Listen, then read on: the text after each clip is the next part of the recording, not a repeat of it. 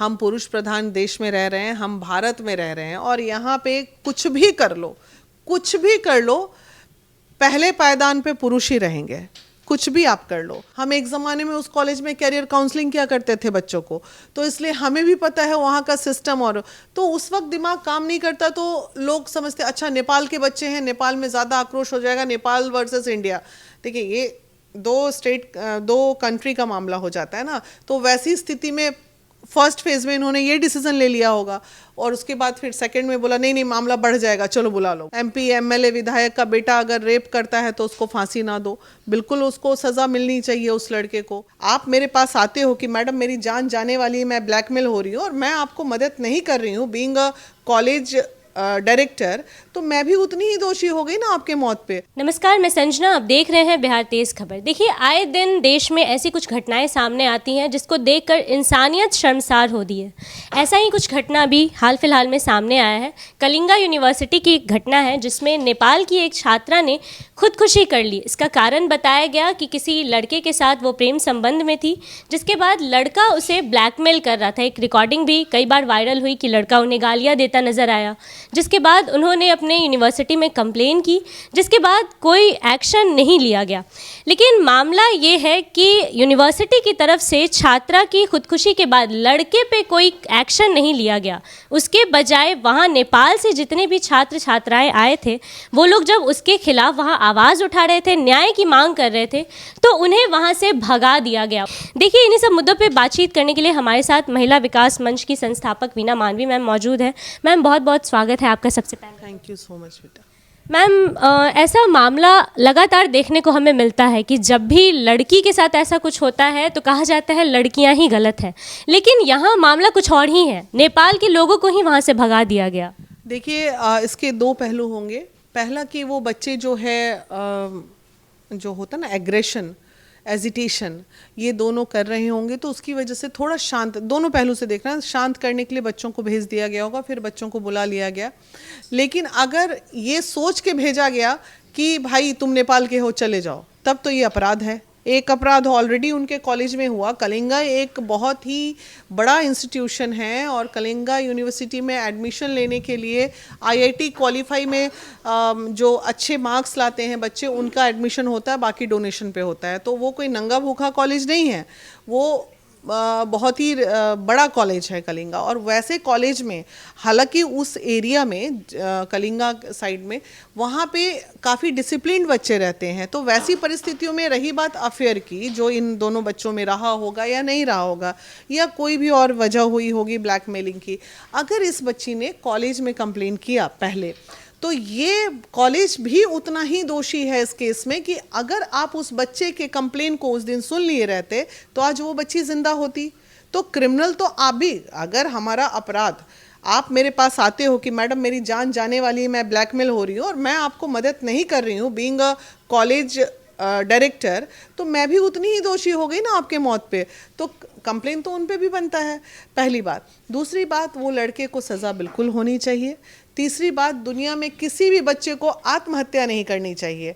आत्महत्या इसलिए मत करो, बहुत विपरीत परिस्थिति आएगी, खासकर महिलाओं को। यू गर्ल्स, जिस एज को आप क्रॉस कर रहे हो, आप लोग का माइंड उतना डेवलप नहीं होता है। फॉर एग्जांपल, जैसे हम जिस एज में, हमारा माइंड डेवलप है कि हमारे गंदे से गंदे भी ट्रोलिंग हो जाए, हमें कुछ भी हो जाए, हमें फ़र्क नहीं पड़ता इन चीज़ों से, क्योंकि हम उतने डेवलप हो चुके हैं। आपकी उम्र में अगर कोई कह दे कि हम आपको ब्लैकमेल करेंगे, हम तुम्हारा फोटो वायरल कर देंगे, तो ऐसी परिस्थिति में जो मानसिक स्थिति है, मनोस्थिति है बच्चे की, वो बिल्कुल उसको लगेगा अरे बाप रे ये हो जाएगा तो अब क्या होगा, अब तो हम बर्बाद हो जाएंगे, ये होगा। और वो जो बोल्ड होंगे वो इस फेज से निकल जाएंगे, सहारा लेके अपने दोस्तों का, फैमिली का, इसका उसका। और जो कमज़ोर माइंड के बच्चे होंगे वो आत्महत्या कर लेंगे। तो इसमें वो भी दोषी है जो उसको ब्लैकमेल कर रहा था, या फोटो दिखा के धमका। हो सकता है ब्रेकअप के मूड में लड़की रही हो और वो ज़बरदस्ती रिलेशन डेवलप करने की बहुत सारी रीज़न है इसके पीछे। तो यहाँ पुलिस को बिल्कुल ईमानदारी से काम करने की ज़रूरत है।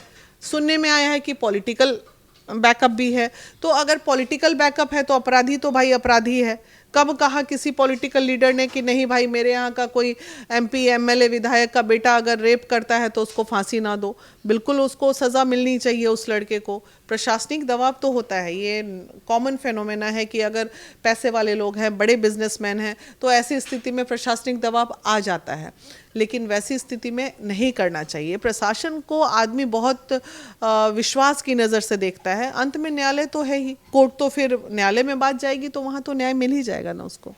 मैम लेकिन कहीं ना कहीं यूनिवर्सिटी, कॉलेज, स्कूल, इसे शिक्षा का मंदिर कहा जाता है जहाँ सभी बच्चे बराबर होते हैं, तो एक पर्टिकुलर कम्युनिटी को वहाँ से इस तरीके से भगा देना ये कहाँ तक सही है? ये बिल्कुल गलत है। आज किसी बिहारी बच्चे के साथ होगा तो पूरा बिहार कर दे, कलिंगा के बच्चे के साथ होगा तो पूरा कॉलेज खाली कर दो, ये तो गलत है ना। एक बच्चे के साथ अगर कुछ होता है तो आप ये कैसे साबित कर सकते हैं कि उस कम्युनिटी को, पूरे के पूरे कम्युनिटी खराब कर दीजिएगा आप?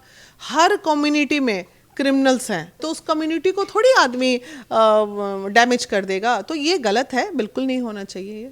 अगर ये वहाँ के बच्चों के साथ होता तो ऐसा नहीं किया जाता। नहीं, वहाँ के बच्चे तो लोकल है ना, किसी के भी बच्चे के साथ होता। देखिए फॉर माइंडसेट, हम अगर डायरेक्टर के कुर्सी पे बैठे हैं तो वहाँ पे कब किस डायरेक्टर का क्या दिमाग उड़ के कर देगा ये तो कहना मुश्किल हो जाता है ना। कई बार अनजाने में भी गलती हो जाती है। उस वक्त मंजूषा का दिमाग काम नहीं किया होगा, हालांकि हम उस कॉलेज को बहुत पर्सनली जानते हैं। हम एक ज़माने में उस कॉलेज में कैरियर काउंसलिंग किया करते थे बच्चों को, तो इसलिए हमें भी पता है वहाँ का सिस्टम। और तो उस वक्त दिमाग काम नहीं करता तो लोग समझते अच्छा नेपाल के बच्चे हैं, नेपाल में ज़्यादा आक्रोश हो जाएगा, नेपाल वर्सेस इंडिया।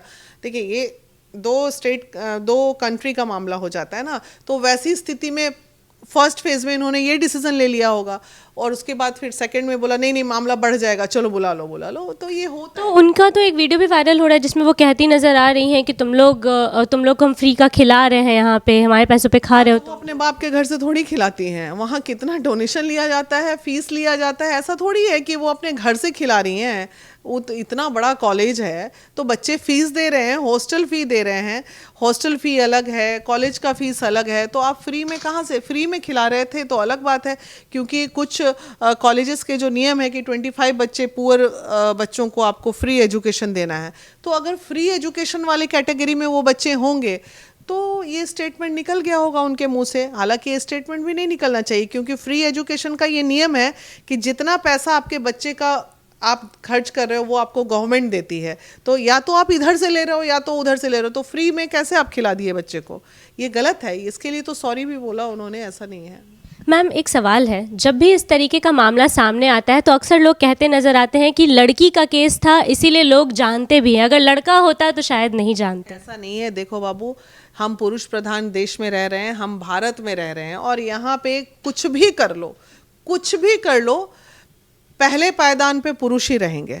कुछ भी आप कर लो, प्रथम ये हमारा पुराण और हमारा आध्यात्म, हमारा धर्म हम कहता था कि सीताराम राधे श्याम, ये हमारी सभ्यता संस्कृति ये कही, लेकिन जैसे ही लोग धरती पे मानव का रूप लिए तो वो उल्टा हो गया। पहले पुरुष को कर दिए, फिर बाद में महिला को कर दिए। तो हम महिला सर्वोपरि हैं, ग्रंथों में है, आध्यात्म में है, लेकिन ऐसे धरातल पे हमें दूसरा स्थान ही मिला है, पहला स्थान तो पुरुष का है।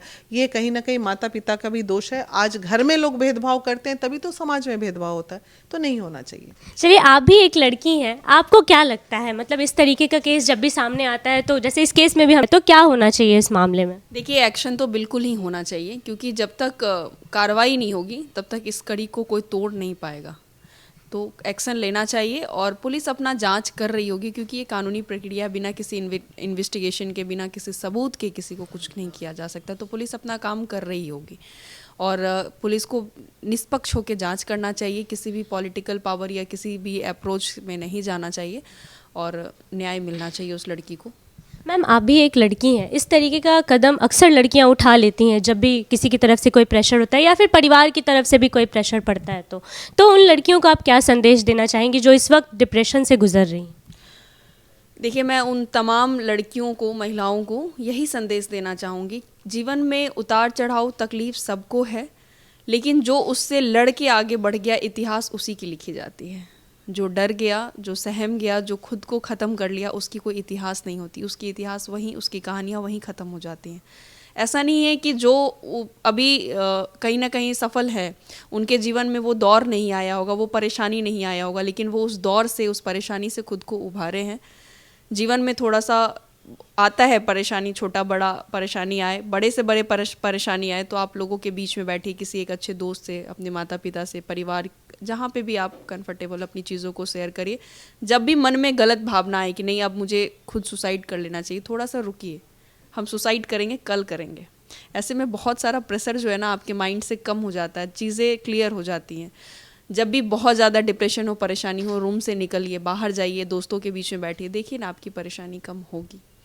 तो अपनी बातों को शेयर करने का, लिख के अपना डिप्रेशन कम करने का, बाहर निकालने का प्रयास कीजिए, नहीं तो वो एक गहरी जख्म बन जाती है, फिर वो लोग डिप्रेशन में आके, उस मोमेंट में आके सुसाइड कर लेते हैं।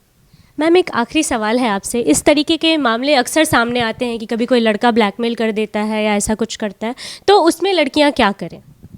बिल्कुल कुछ नहीं करे उसमें। एकदम आप एक वीडियो बनाइए, अपने नियर एंड डियर जो सबसे अच्छे पेरेंट हैं आपके, या फिर चाचा मामा काका, हर के फैमिली में कोई ना कोई होता है, एक वीडियो बना के पहले तो उस लड़के को भेज दीजिए कि मैं अब सुसाइड करना नहीं है, लेकिन आप भेज दीजिए कि मैं करूँगी।